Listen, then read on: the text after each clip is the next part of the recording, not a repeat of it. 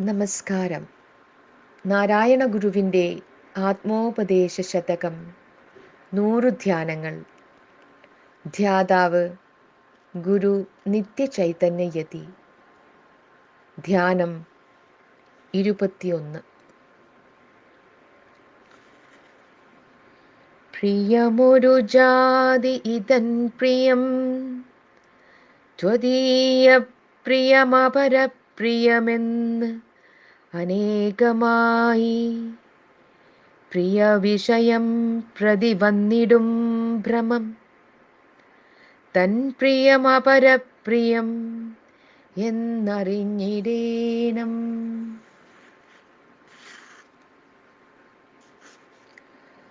ആത്മജ്ഞാനമുള്ളവന്റെ ലക്ഷണം സർവദാ സച്ചിദാനന്ദപരനായി കഴിയുക എന്നുള്ളതാണ്. അതായത് ഈ കാണപ്പെടുന്ന സകല പ്രപഞ്ചവും ആ പ്രപഞ്ചത്തെ അറിയുന്നവരും ഒരേ ഒരു ഉണ്മയിൽ ഉൾപ്പെടുന്നു എന്നും എല്ലാം ഒരറിവിൽ അടങ്ങുന്നു എന്നും അറിവിൻ്റെ പരമമായ മൂല്യം ആനന്ദമാണെന്നും എപ്പോഴും അറിഞ്ഞുകൊണ്ടിരിക്കുക. ഈ സമഗ്രമായ ജ്ഞാനം ഇല്ലാത്തപ്പോഴും നാം ഓരോ വസ്തുവിനെയും ഇതുണ്ട് അതുണ്ട് എന്നിങ്ങനെ അറിയുന്നുണ്ട്.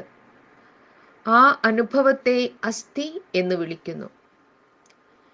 ഈ വസ്തുവിൻ്റെ സ്വരൂപലക്ഷണം ഞാൻ അറിയുന്നുണ്ട് എന്നുള്ള അനുഭവവും അതോടൊപ്പം വരുന്നുണ്ട്.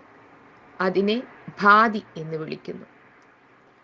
ഓരോ അറിവും വ്യക്തിപരമായ താല്പര്യത്തെ ബാധിക്കുന്നു. ആ അടിസ്ഥാനത്തിൽ ഞാൻ ഇതിഷ്ടപ്പെടുന്നില്ല, അതിഷ്ടപ്പെടുന്നില്ല എന്നിങ്ങനെ വ്യവഹരിക്കാൻ തുടങ്ങും.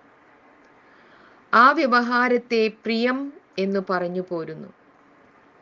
എല്ലാ പ്രിയങ്ങളും ആനന്ദത്തിൽ അധിഷ്ഠിതമാണെങ്കിലും അതിനെ വിഷയങ്ങളോട് മാത്രം സംബന്ധപ്പെടുത്തി മനസ്സിലാക്കുമ്പോൾ അതെനിക്കിഷ്ടമായത്, ഇത് നിനക്കിഷ്ടമുള്ളത് എന്നിങ്ങനെയുള്ള ഭേദബുദ്ധി ഉണ്ടാകുന്നു. നമ്മുടെ ഉള്ളിൽ ശുദ്ധമായ ജ്ഞാനം എപ്പോഴും പ്രകാശിക്കുന്നുണ്ട്. അത് നിർവികാരമായി വെളിച്ചം പ്രദാനം ചെയ്യുന്ന ഒരു കെടാവിളക്കാണെന്നും എല്ലാം കണ്ടുകൊണ്ടിരിക്കുന്ന ഒരു സാക്ഷിയാണെന്നും നേരത്തെ പറയുകയുണ്ടായി. എന്നാൽ നമ്മുടെ ഇന്ദ്രിയങ്ങളായ വിളക്കു തിരികെ എരിയുവാൻ സഹായിക്കുന്ന വാസനയാകുന്ന നെയ്യും ജീവന്മാരിലിരിക്കുന്നു. പൂർവികമായുണ്ടായ വാസന മനസ്സിനെ നിറം പിടിപ്പിച്ചു വെച്ചിരിക്കുകയാണ്. അതുകൊണ്ട് ആത്മാവിൻ്റെ ശുദ്ധമായ വെളിച്ചം നിറം പിടിച്ച മനസ്സിൽ കൂടി അരിച്ചു വന്ന ഒരു വിഷയത്തെ പ്രകാശിപ്പിക്കുമ്പോൾ ആ വിഷയത്തിനും വാസനയുടെ നിറഭേദം ഉണ്ടാകുന്നു. അതേ വിഷയത്തെ തന്നെ വേറൊരു താല്പര്യത്തിൻ്റെ വെളിച്ചത്തിൽ കൂടി നോക്കിയാൽ വേറൊരു തരത്തിലുള്ള പ്രിയത അനുഭവപ്പെടും.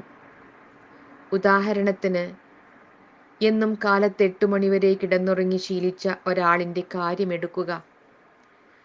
അയാളുടെ മനസ്സിനെ തമസ്സു ബാധിച്ചിരിക്കുന്നു. തമസ്സിന് ചേരുന്ന മടി അയാൾക്ക് പ്രിയമായിരിക്കുകയും ചെയ്യുന്നു.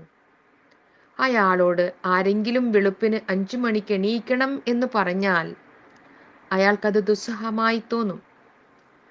അയാൾക്ക് വളരെ പ്രിയമുള്ള ഒരു മിത്രമുണ്ടെന്നിരിക്കട്ടെ. തൻ്റെ വീട്ടിൽ അതിഥിയായി വന്ന് ആ പ്രിയമിത്രം വെളുപ്പിന് എണീറ്റ് 5 മണിക്ക് ഗീത വായിക്കുന്നു.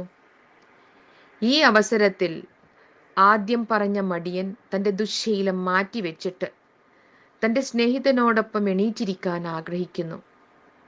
ഉത്തമനായ മിത്രത്തോടൊപ്പം എത്ര സമയം കഴിക്കുവാൻ കഴിയുമോ അത്രയും ജീവിതം ധന്യമാകുമെന്നുള്ള വിചാരം ആതിഥേയന്റെ മനസ്സിൽ വരുന്നു. സത്വഗുണപ്രധാനമായ ഈ അറിവും അതിലടങ്ങിയിരിക്കുന്ന ആത്മജ്ഞാനത്തിനുള്ള താല്പര്യവും ഒത്തുചേരുമ്പോൾ നേരത്തെ ഉണ്ടായിരുന്ന മടി വിട്ടകന്നു പോകുന്നു. മനസ്സിന് ഒരു പുതിയ വെളിച്ചം ലഭിക്കുന്നു. അത് ഒരു പുതിയ സംസ്കാരം നൽകുന്നു.